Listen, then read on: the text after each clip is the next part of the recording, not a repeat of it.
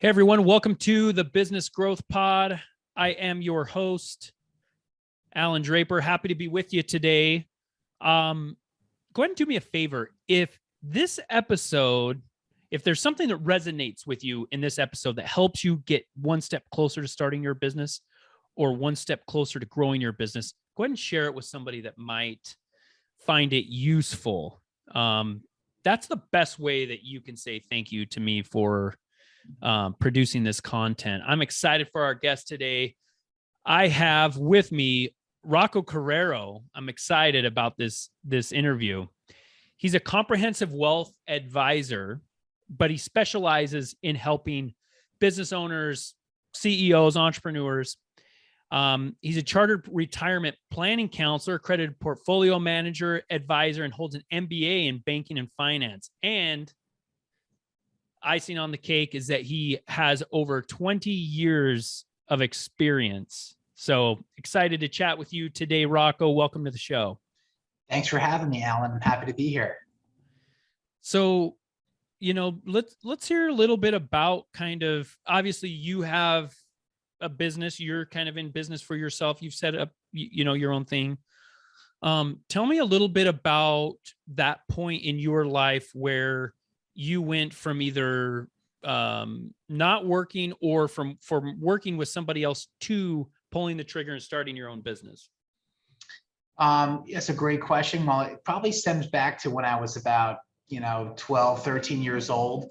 I would work for other people, but then I would get like jobs on my own, whether going to set up setting up cable at somebody's house or putting in a phone line, raking their leaves. And I always liked working for myself more than working for others. I always did a great job working for others, but I always enjoyed working more for myself.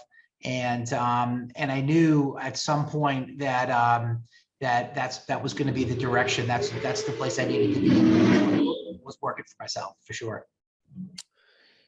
Yeah, I think a lot of people that haven't done it think that it's all good. Think that, I think there are some people that realize like, hey, I'm not really cut out for it, or it's not really my personality type. What are some of the goods versus some of the bads of doing your own thing? I think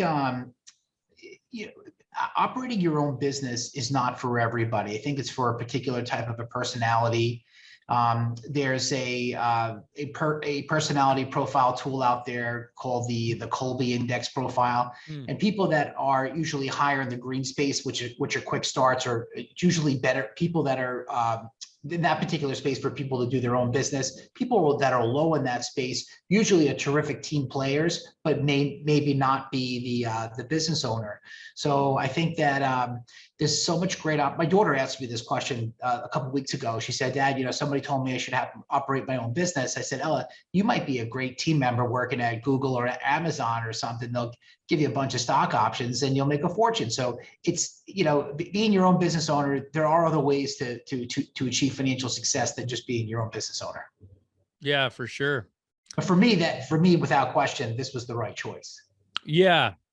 No, and I think that's true. I think people can make a lot of money working for somebody else, but the ceiling is much, much, much higher if you start your own business. You could do whatever you wanted. And I know that there are people making good money working at Google and some of those some of those businesses. So if we have a listener that's kind of considering like, hey, is it worth it? Obviously, right now I'm writing a book that is, we just finished our first draft, I'm happy to announce. And the essence of it is overcoming kind of the big early hurdles and just motivating the reader to pull the trigger. You're involved more, Rocco, in the financial side. And so I want to hear about what's the stage of somebody's business where they reach out to you or a financial advisor. At what point do you get involved? Is it early on? Is it before they start a business? Is it 10 years later? I would tell somebody that they should really align with a really good qualified financial professional right away. And a common mistake that you see business owners make is that they end up by paying themselves last. They pay everything, all their bills, they pay everything. And then usually at the end of the day, there isn't anything left. But if they change their psychology where, they focus on trying to pay themselves first, those business owners usually do way better financially over time than the ones that go with the philosophy, yeah, well, if there's anything left over at the end of the day, I'll end up by paying myself something. Man, that was deep, actually. So are you familiar with Profit First? I am familiar with it. Yes. So it sounds absolutely. like you would subscribe to that philosophy. I've always done that myself, where I've always thought about taking, 3 pennies of every dollar. And then I remember a couple of years ago, I was up in Vermont skiing, and I was listening to a podcast, and I was like, wow, this sounds really great. So I bought Mike's book and I read it, and I was like, wow, this is the way business owners really should be thinking about saving and investing, because if they don't, they never really end up by doing it. I'll give you a quick example. I just saw a restaurant business owner. Business was grossing like 6 million a year, and he was saving like 10 grand. I'm like, you're grossing $6 million, and all you can put away is $10,000 a year. I'm like, you should go work at the deli in West Hampton. They're paying people $45 an hour to make egg sandwiches, and you'll make more money than operating all your restaurant establishments. Yeah, that's interesting. Now, and I'm not familiar with that situation, but maybe he was investing it back into his business. He was paying everybody and everything besides himself. And, it wasn't like he was investing into equity within real estate within his business.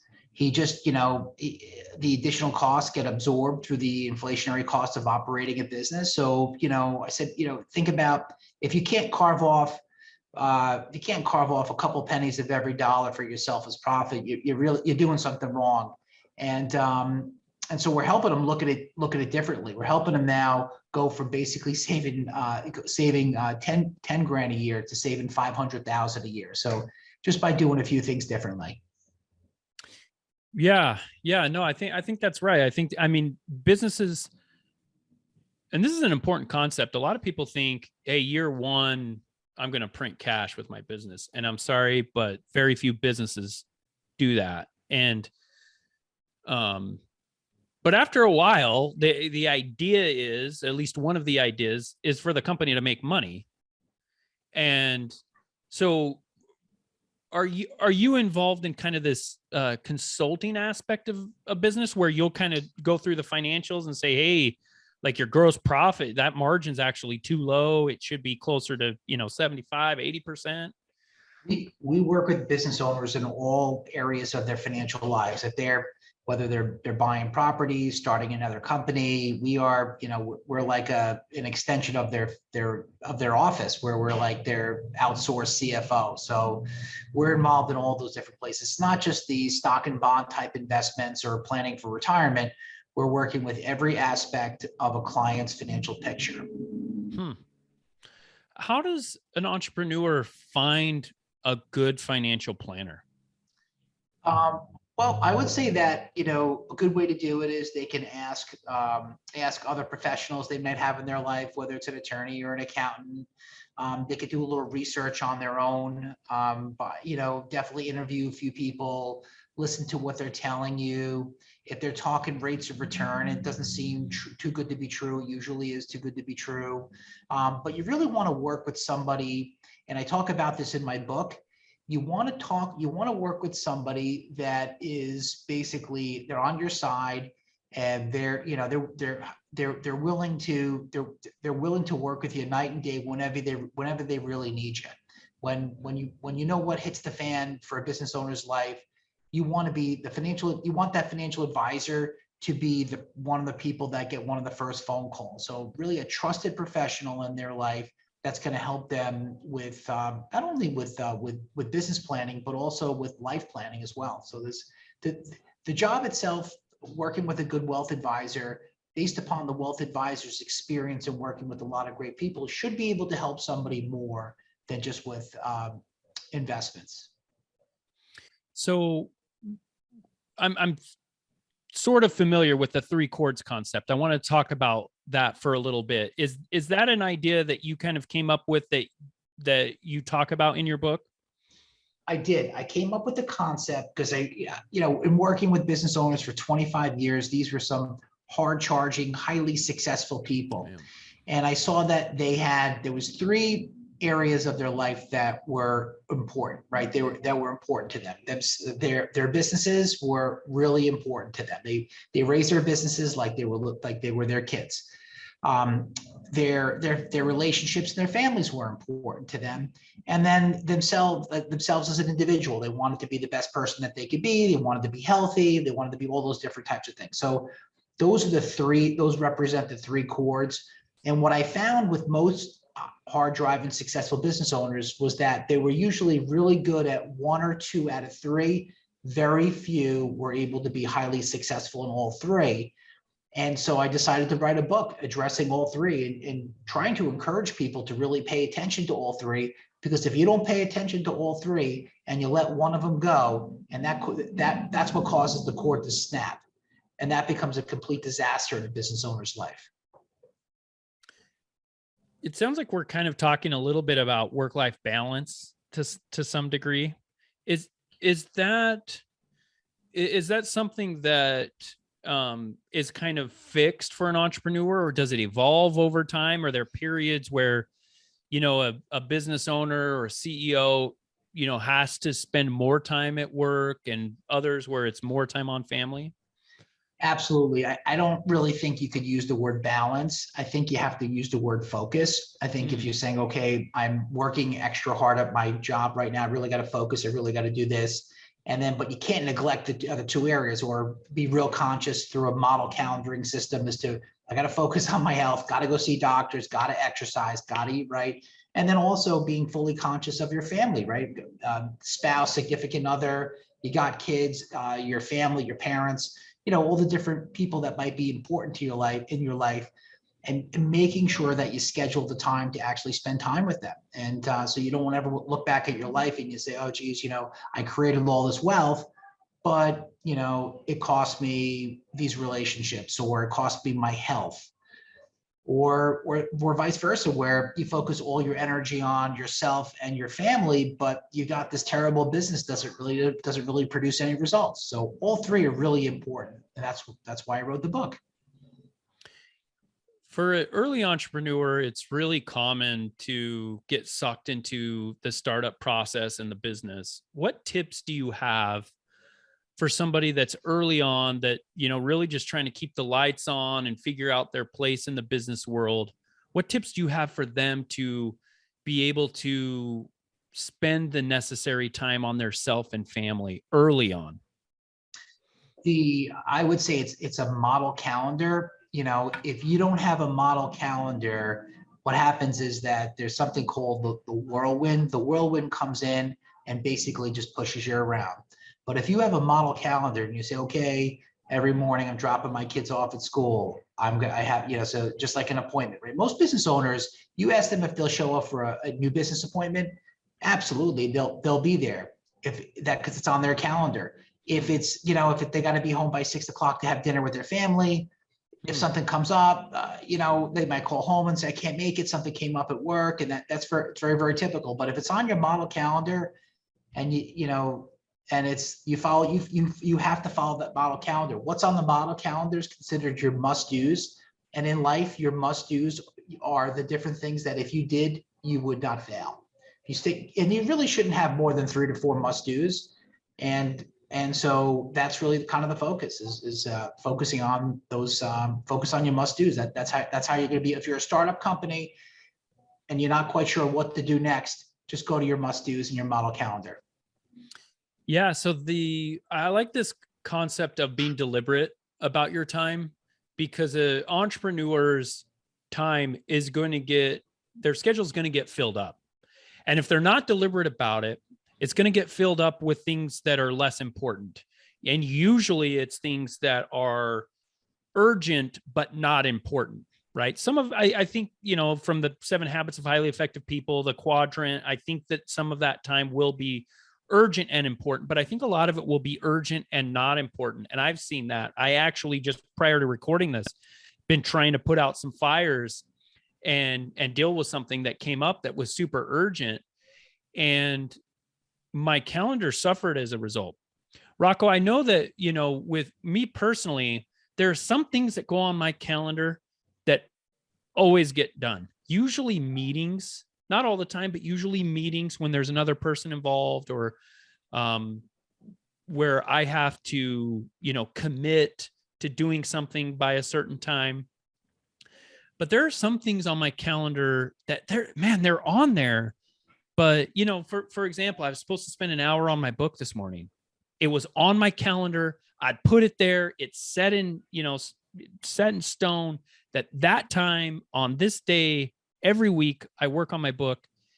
And man, I went right over it. What are some tips that you mentioned? Something that I thought was interesting, that your must-dos, you should limit the number of those. Should those must-dos, should those be like a daily limit? And do you want some of them to be family, some of them to be business, some of them to be self? Or can you kind of walk me through how you set yours up? Sure, absolutely. So my must-dos revolve around my business, right? So I have my wealth advisory practice, and so I know that my must-dos are, with my wealth advisory practice, that I've got to see my clients, right? I've got to have new client appointments. So if I see my clients and I have new potential client appointments, if I do that consistently, I will be successful. Within my family life, I know that I've got to make sure that I take my kids to school in the morning, that I do that we try to have dinner.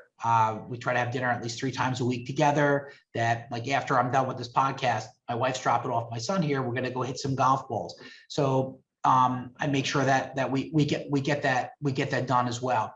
And then for myself as an individual, I know that one of my must-dos is daily exercise. So every single day, I try to do something. It may not be perfect, right? So if you're one of your must-dos is exercise, and you don't get it done before you go to bed, just do 2 push-ups and go to bed. So that's how you get it done. One of the things that really helps me most with my must-dos and my calendaring, it's going to sound crazy, but if I start off the day taking freezing cold showers, that sets my day off in a way where it doesn't get too much worse than that, to be honest with you. You get the cold shower out of the way, and anything else after that's kind of like, okay, I can do that. So just kind of a simple tip for listeners, right? We could all do it. Doesn't cost anything. Take a cold shower, and that helps to build, I found, discipline around other things that you have going on during the day.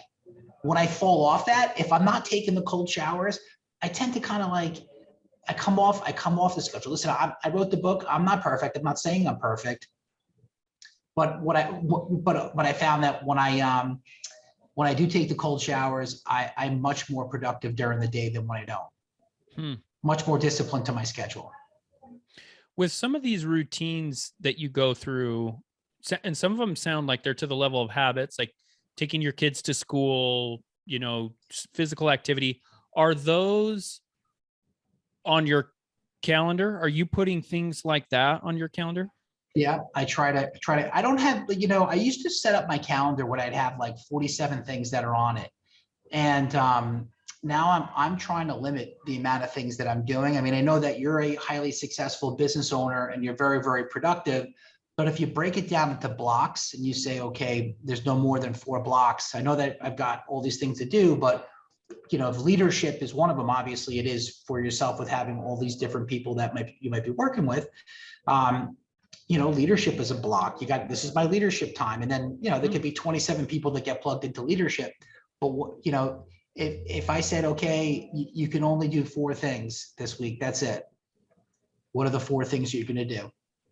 That's it. 4 of being generous, right? Ideal is 3. You can only do 3 things for the week. What are the 3 things that you could do? You can't do 4, you can't do 6, it's only 3. So it could be 27, but they have to be able to fit the 3 quadrants. I love talking about this type of thing. I love talking about entrepreneurs being deliberate with their time, because so many things come up, especially early on. Interruptions. I remember I have a morning routine, and I think it was within the first 6 months of starting my first business. I was trying to do my morning routine and stay consistent with it. I couldn't do it at home because my kids would knock on my door to interrupt me. I couldn't do it at work because I'd get interrupted there. And so I started doing it. I would get to work and I would sit in my truck and do it. And then after a while, few of my employees caught on to where I was, and they started coming to my truck.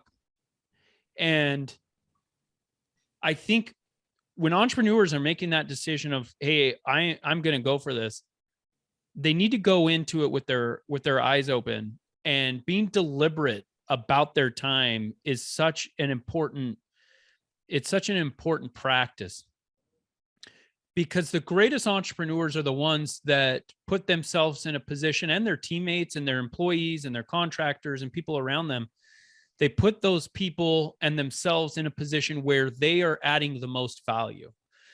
A lot of times, I have some service businesses in various states, and it's not necessarily, it's not that I'm above going out and doing a service, right? I have some home service businesses. It's not that I'm above it. It's that I'm actually doing a disservice to my company if I'm doing that, because there's things like effectuating the vision and the mission of my companies that I can spend more time with if I'm not doing a lot of the day-to-day stuff. And if I'm executing on that level, then I'm able to hire more people. I'm able to increase pay. I'm able to offer better benefits and, better opportunities. And while an entrepreneur has to kind of get through this gambit early on of just doing everything, I don't care who you are. I know Jeff Bezos early in the day, early in his career with Amazon, he would be on the floor stuffing boxes, right? And that's okay. But thankfully, he got to the point where he was able to spend more time on the vision of the company. Now, you talk about vision, planning, and kind of talking about the mission of companies quite a bit. Tell me about that. Tell me because I think startup entrepreneurs really struggle with this, because again, they're just trying to keep the lights on. They're not thinking about 5, 10, 15 years down the road. What are they missing out with that?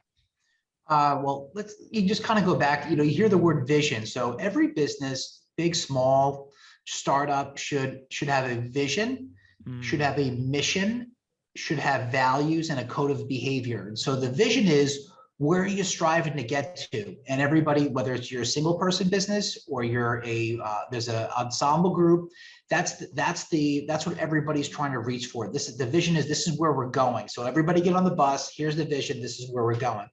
The mission is what we're doing every day. And you could ask yourself and your team members, hey, listen, are we doing this every day? The code of behavior is so everybody's very clear as to what's acceptable and what's not acceptable to be on the team. And then and for your business to have a set of values. And all business decisions are made with values. All personal decisions are made with values. People may not know what their personal values are, but they make their decisions based upon, whatever the decisions are, that's their values. So businesses should have a set of values. So when business decisions are made, everybody knows why the business owner made that decision. That's interesting. I like the way that you broke that down between vision, mission, and code of conduct, right? Like it made me kind of think of core values of a company, right? So the vision is, hey, where are we headed? The mission is, what's the day-to-day look like to get us there? And how are we acting, or how are we behaving, or what are the strictures of our code of conduct, of our conduct to get us there? Does that sound about right? Yeah, that's exactly it. Yep. I think that makes it a little more digestible. Got to go over it. We do it as a team, right? We bring my whole team into a room every 3 months, and we've been doing this now for 25 years. So it's like and I did it with one person, which was myself. I did it with 2 team members, and now we do it with a whole host of all of our team members. We do it every single quarter. We revisit the vision, mission, code of behavior, and our values every single quarter, every single year. That's what we do. I love that. I love it because I know that things change over time. And when you first start a business, you don't have all the answers.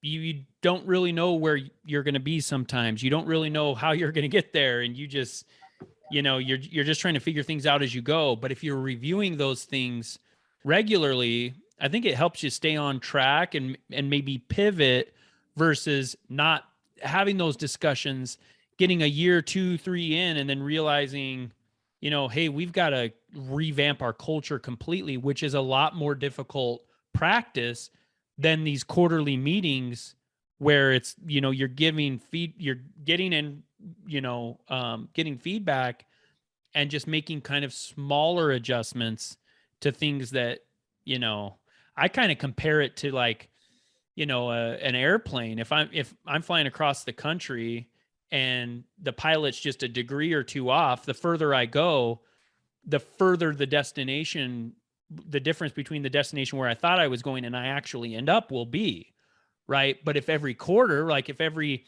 I don't know what the analogy is, every 50 miles, the pilot looks down at his instruments and realizes, okay, we're on course. Let's just keep going.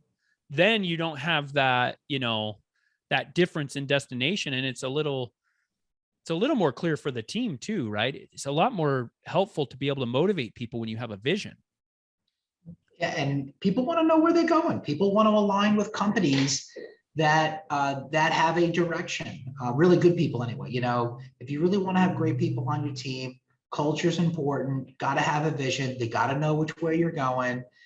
They got to know what the mission is, what their to-dos are. All those different things are really important, especially in this competitive environment, to bring on good people into your team. And for startup businesses, which is the audience that we're talking to today, somebody coming in looking to work with you, they're a little bit, they might say, well, this is just a startup. Should I actually do this? And if you have a vision, mission, code of behavior, they're sitting down with you. They're like, you know what, this person's going someplace. I want to affiliate with them, versus, I don't know where, they don't know where they're going. I don't know where I'm going, really important.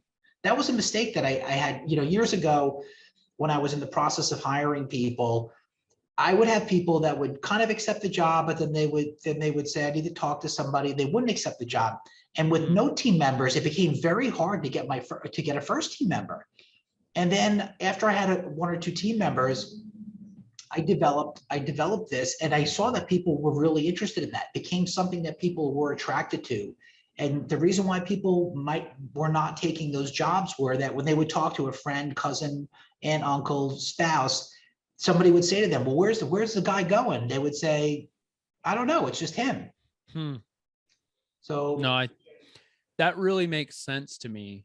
I think the pitch, hey, we want to be a household name across the United States in the next 10 years. Do you want to join us? Is a lot more persuasive than, hey, we pay more than your current job.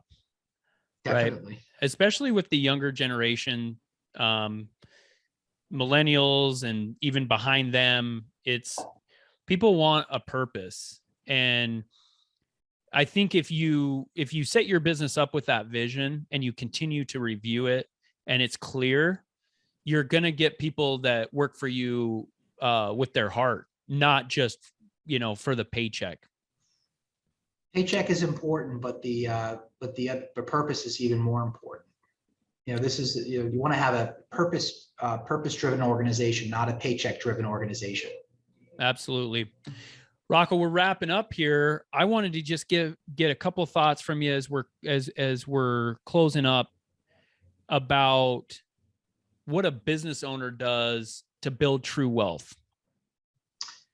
True wealth, and again, I work with business owners for a long time, and because somebody has financial wealth does not make them truly wealthy, in my opinion. It's one important component, but I would say somebody that is financially successful is one component, but the other two components is having a person really having terrific relationships with other people, real meaningful relationships, helping others and giving back in their community. That's number two. And number three is somebody that takes good care of themselves, that's aware of about becoming better, taking care of their health, being conscious of that. So all three things really what creates true wealth based upon my experience. I love it. Agree with that 100%. Well, Rocco, where can our listener reach out to you to find out more about all the great things that you guys are doing for entrepreneurs?